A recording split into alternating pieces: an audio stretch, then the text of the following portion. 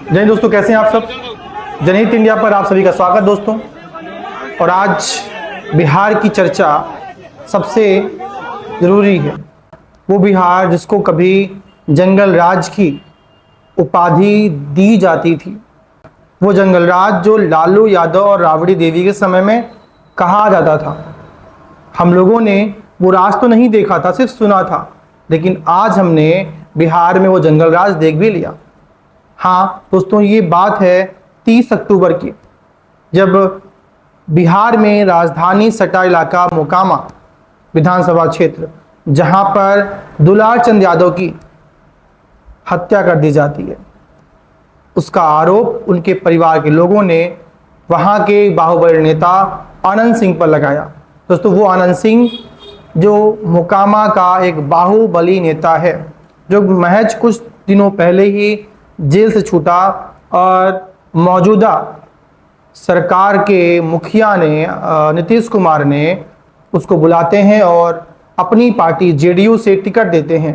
ये वही आनंद सिंह है जो कभी आरजेडी से तो कभी जेडीयू से विधानसभा में जाता रहा है। पिछली विधानसभा चुनाव में जब जेडीयू ने टिकट नहीं दिया तो लालू यादव की आरजेडी ने आनंद सिंह को टिकट दे दिया।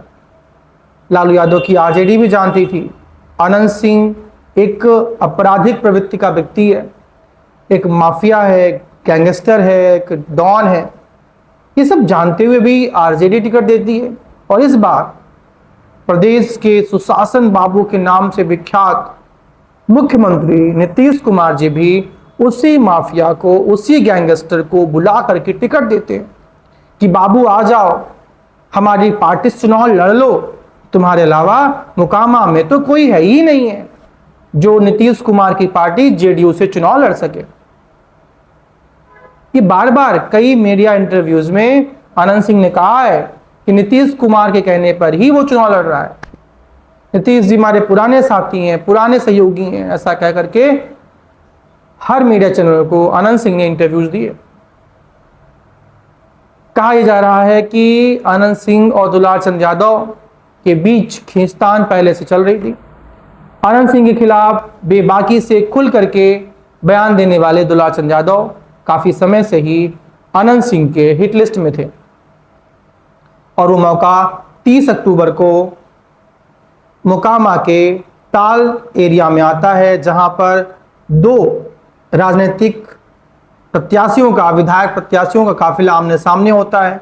आनंद सिंह का काफिला और पीयूष प्रियदर्शी जन स्वराज पार्टी के मोकामा से विधायक प्रत्याशी, जिनके समर्थन में दुलार चंद यादव चुनावी सभाएं कर रहे थे।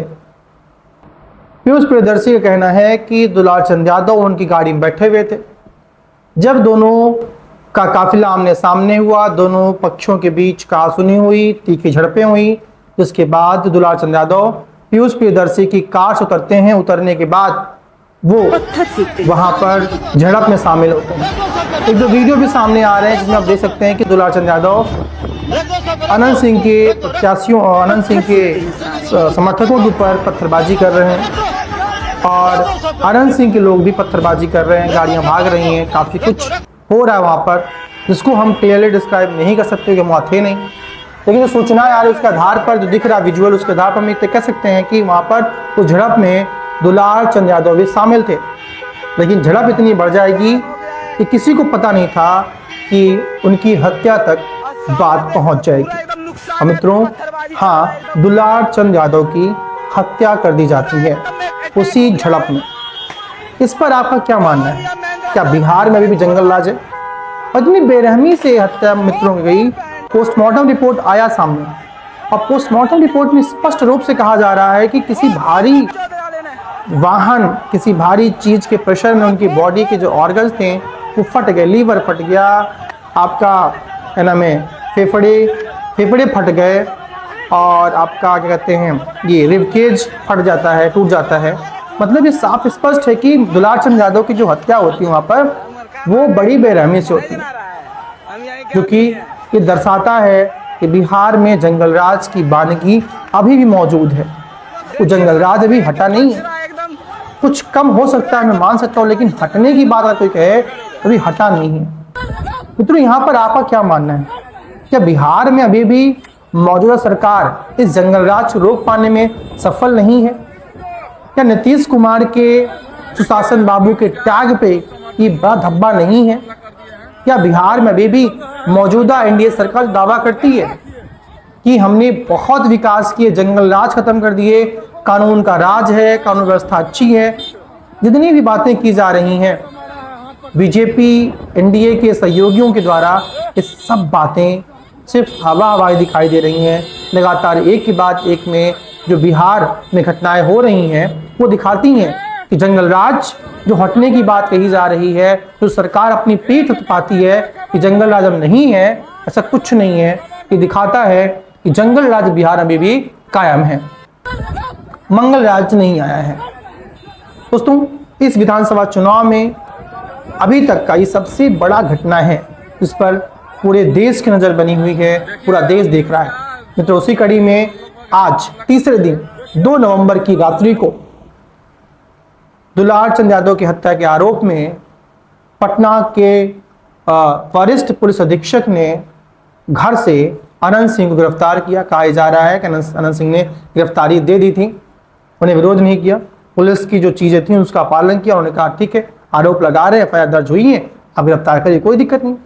और पुलिस ने जब वहां पर मजिस्ट्रेट के सामने पेश किया तो मजिस्ट्रेट ने अनंत सिंह को 14 दिनों की न्यायिक हिरासत में पुलिस के अंडर में भेज दिया है। तो अभी फिलहाल वो पटना के बेऊर जेल में बंद है। पटना का बेऊर जेल बहुत फेमस जेल है जहां पर एक से एक बड़े अपराधी बंद हैं। आनंद सिंह भी उसी एक बड़े अपराधी के फहरिस्त में अब पटना के बेऊर जेल पहुंच चुके हैं। देखिए मित्रों, क्या सिर्फ अनंत सिंह ही इस बिहार के विधानसभा चुनाव में प्रत्याशी थे बाहुबली? नहीं, इनके अतिरिक्त सूरजभान सिंह उसी मोकामा से, जिनके ऊपर भी कई गंभीर आरोप हैं, सूरजभान सिंह भी उसी मोकामा से अनंत सिंह के खिलाफ चुनाव लड़ रहे हैं। दोस्तों, वही सूरजभान सिंह जिनका नाम बिहार के मंत्री ब्रिज बिहारी प्रसाद की हत्या के आरोप में आ चुका है। AK-47 रखने के आरोप में भी जेल जा चुके हैं सूरजभान सिंह। उन पर आरोप लगा था AK-47 उनके पास, AK-56 उनके पास मौजूद है। ऐसे कई गंभीर आरोप सूरजभान सिंह पर भी लगे हुए हैं। तो इसके अलावा कई जगह से बाहुबलियों को या उनके बच्चों को टिकट दिया गया है बिहार के प्रमुख राजनीतिक दलों के द्वारा। शिवानी शुक्ला, मुन्ना शुक्ला की बेटी, जिन पर आरोप गंभीर हैं, वो जेल में बंद है, उनकी बेटी को भी आरजेडी ने लालगंज से टिकट दिया है। शहाबुद्दीन के बेटे ओसामा पर भी आरजेडी ने विश्वास किया और उनको भी टिकट दिया गया है सिवान के रघुनाथपुर से। दोस्तों, ऐसे ही ढेर सारे, उल्लास पांडे, ढेर सारे नाम हैं जो बाहुबली हैं, जिनके खिलाफ गंभीर आरोप हैं, उनको इस बार बिहार में टिकट दिया गया है। दोस्तों, इस पर आपकी क्या राय है? एक बार जरूर दोस्तों कमेंट करके बताया हमें कि बिहार चुनाव में आखिर ये हो क्या रहा है। क्या अपराधियों का बोलबाला है? क्या राजनीतिक दलों को आम जनता पर, जो समाज के सभ्य लोग हैं, उन पर विश्वास नहीं है कि वो जीत करके आएंगे? तो वो जीतने के लिए कुछ भी करने को तैयार हैं और किसी भी बाहुबली को, पैसे वाले को, किसी भी माफिया को टिकट देने के लिए मजबूर है, सिर्फ और सिर्फ इस कारण कि उनको जीत चाहिए बिहार में। मित्रों, इस कड़ी में, इस फहरिस्त में बीजेपी पीछे नहीं है। बीजेपी ने भी कई ऐसे बाहुबलियों को टिकट दिया है बिहार में जिनके ऊपर गंभीर आरोप है। तो जनहित इंडिया पर विपिन द्विवेदी को सुनते रहिए। जय हिंद, जय भारत, जय बिहार।